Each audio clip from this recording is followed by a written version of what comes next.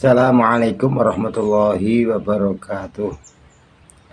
Bismillahirrahmanirrahim. Alhamdulillahirabbil alamin. Allahumma shalli ala sayyidina Muhammad wa ala ali sayyidina Muhammad wa barik wa sallim ajma'in. Qala muallifu kitabi Tanwiril Qulub Asy-Syaikh Muhammad Amin Al-Qurdi. Nafa'anallahu bi'ulumihi amin. Berkata penyusun kitab Tanwirul Qulub ketika menerangkan bagian dari tauhid.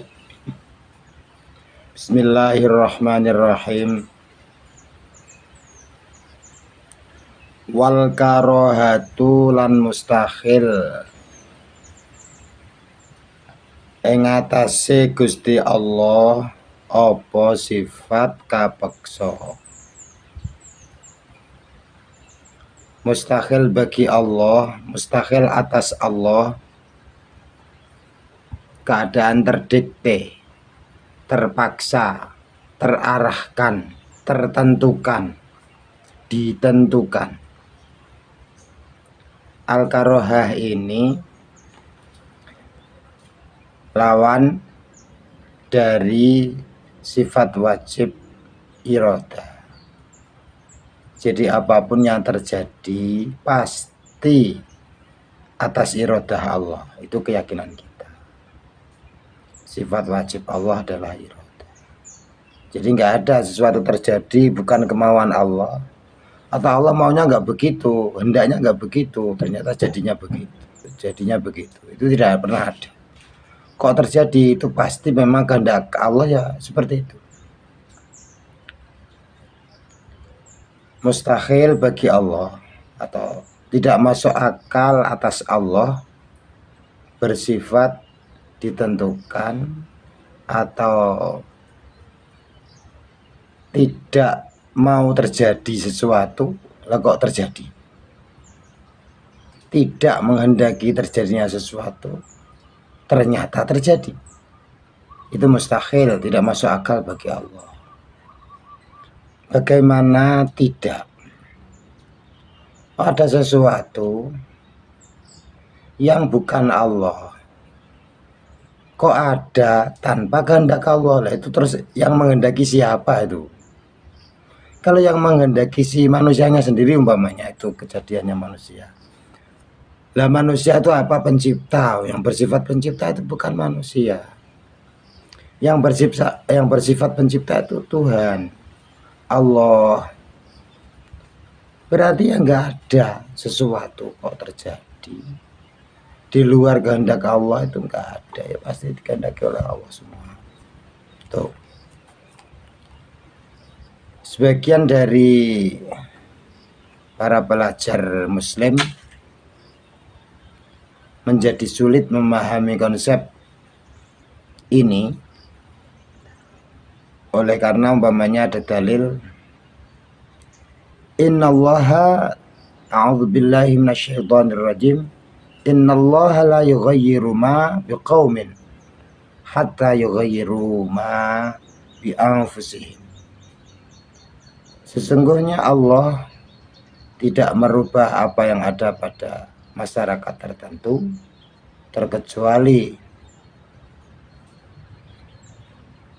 kecuali masyarakat tertentu tersebut merubah apa yang ada pada diri mereka sendiri. Ini kemudian disalahpahami sebagai bahwa Allah merubah nasib manusia tergantung manusianya. Ini kalau titik ini salah, mestinya koma itu mestinya. Mestinya itu baru separuh kalimat, belum kalimat yang sempurna. Salah sedihnya. Coba kalau nggak salah gimana? Diandaikan benar. Allah merubah keadaan atau nasib manusia tergantung manusianya itu mau berubah atau tidak. Misalnya titik umpamanya, diandaikan itu benar. Ya, berarti pada saat tertentu Allah ini tidak menghendaki atau nggak tahu ini terjadinya gimana ini manusia ini. orangnya ini mau berdoa atau tidak, mau bersilaturahim atau tidak, mau menguatkan usahanya, ikhtiarnya atau tidak. Ini Allah nggak tahu. Ternyata dalam perjalanannya orang ini banyak berdoa, banyak berikhtiar, banyak bersilaturahim. Akhirnya baru tahu, Allah itu baru tahu. Wah, ternyata orang ini mau silaturahim, maka harus aku tambah rezekinya.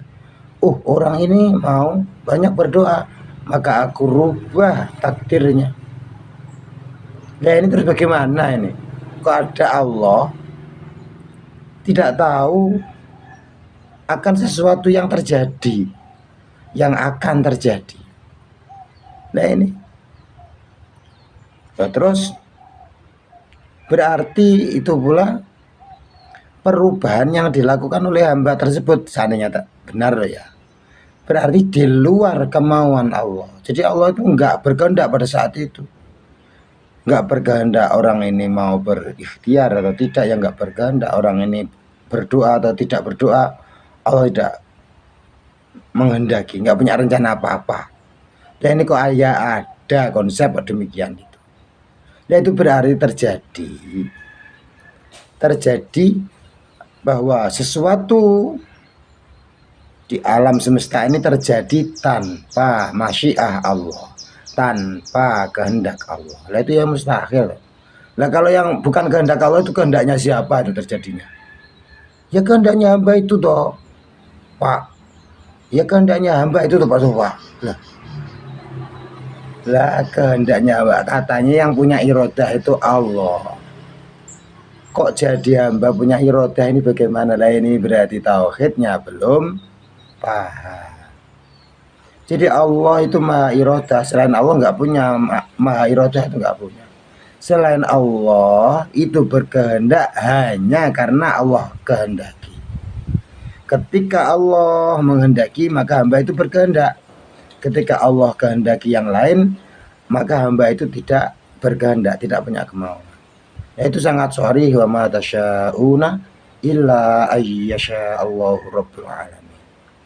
Dan sekalian engkau tidak akan bisa mempunyai kehendak kecuali Allah penguasa alam semesta ini menghendaki. Jadi kehendaknya manusia ini tergantung kehendaknya Allah. Berarti yang terjadi pada ayat, sesungguhnya Allah tidak akan merubah suatu kaum kecuali kaum itu merubah apa yang ada pada kaum itu sendiri. Itu bukan ayat yang menunjukkan ketergantungan Allah terhadap usahanya manusia, terhadap perubahan yang diusahakan manusia, yang diusahakan hamba itu bukan. Itu baru koma. Menurut syariat secara lahiriah, perubahan keadaan suatu kaum, perubahan keadaan manusia, perubahan keadaan seorang hamba yang diberikan oleh Allah secara lahiriah, secara syariat, tergantung perubahan yang diadakan oleh makhluk, tergantung perubahan yang diadakan oleh hamba.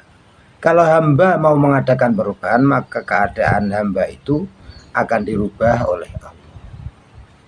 Lah begitu, itu baru koma.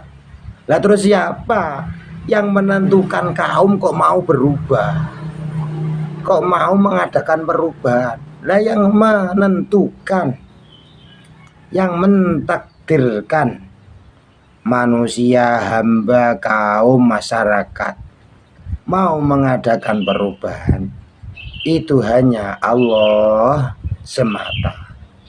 Tanpa dikehendaki ada perubahan, tanpa dikehendaki oleh Allah, maka makhluk, manusia, kaum, hamba tadi ya tidak bisa mengadakan perubahan.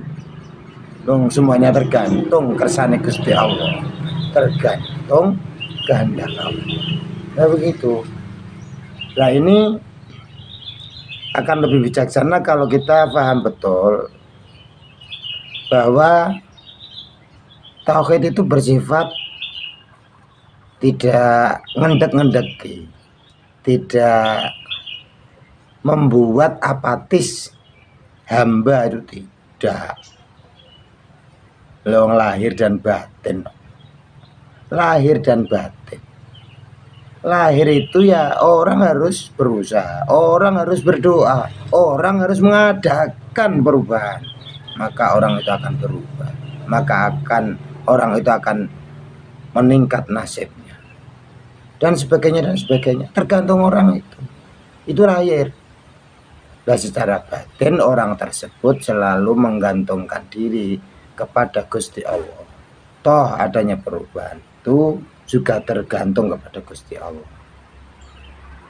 Sahabat-sahabat yang diberkahi oleh Allah, ini sebetulnya tidak rumit kalau kita mau melihat anfusina, melihat diri kita sendiri.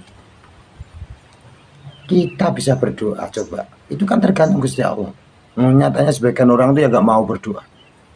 Kita mau silaturahim yang menambah rezeki, ini ya tergantung Gusti Allah. Nyatanya sebagian orang kesempatannya sama, sarananya sama, sebagian yang nggak mau silaturahim. Berarti kehendak itu lainnya apa? Ya, gimana itu? Yang satu kok mau silaturahim, yang satu kok tidak. Yang satu ikhtiarnya kuat, yang satu kok aras-arasan, kok malas-malasan. Nah ya itu namanya tergantung Gusti Allah. Terus rasionalisasi yang lain mudah juga. Orang berdoa, orang berkehendak untuk mengadakan perubahan akan nasibnya.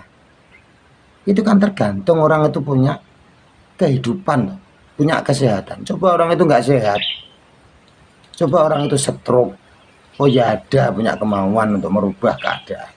Orang mikir penyakitnya saja bingung. Jadi tergantung sehat. Bahkan lebih radikal lagi, tergantung hidup. Coba kalau orang itu mati, ya orang itu nggak punya kemauan, nggak akan ada kehendak perubahan, nggak akan ada kehendak perubahan, itu nggak ada. Lawang orangnya mati, berarti orang punya rencana, punya motivasi, punya semangat untuk mengadakan perubahan. Itu tergantung hidup, dan hidup bukan tergantung manusia. Jelas hidup itu nggak tergantung orangnya, hidup itu tergantung Tuhan. Lepo ya ada hidup tergantung orang yang hidup. Coba kalau nggak percaya, diingat-ingat waktu lahir itu. Ada seorang mau lahir, asalnya di dalam perut ibunda, terus lahir cengar, menangislah dia dan lahir dia. Yang menentukan lahirnya masa si bayi itu sendiri? Enggak ada ceritanya. Yang menentukan lahirnya ya Gusti Allah. Artinya apa? Yang menentukan hidupnya orang itu dengan kita merenungi peristiwa lahirnya jabang bayi, itu bukan manusianya yang menentukan hidupnya. Enggak ada ceritanya itu manusia menentukan hidupnya sendiri itu. Loh, orangnya belum ada menentukan gimana itu. Orangnya belum ada menentukan saya mau hidup ya. Yang menentukan siapa? Orangnya masih dalam perut, masih janin. Jelas-jelas peristiwa lahirnya jabang bayi ini memberi kesimpulan kepada kita, hidup ini adalah ditentukan oleh Allah, pemberian Allah. Oke, berarti nggak ada yang namanya hidup itu tergantung ya manusianya sendiri, bukan. Hidup itu tergantung Allah. Kita kembali pada masalah mengadakan perubahan.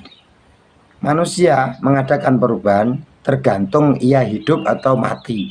Kalau ia hidup ada kemungkinan dia mau mengadakan perubahan. Kalau orang itu nggak hidup nggak bisa mengadakan perubahan. Lah hidup itu tergantung Tuhan. Berarti terus-terusannya adanya manusia mengadakan perubahan itu tergantung Gusti Allah memberikan kehidupan pada orang itu juga memberikan kemauan untuk berubah kepada orang itu. Wallahu a'lamu bishawab. Semoga banyak manfaat dan barokahnya. Wallahu muwaffiq ila aqwamit thoriq. Wassalamualaikum warahmatullahi wabarakatuh.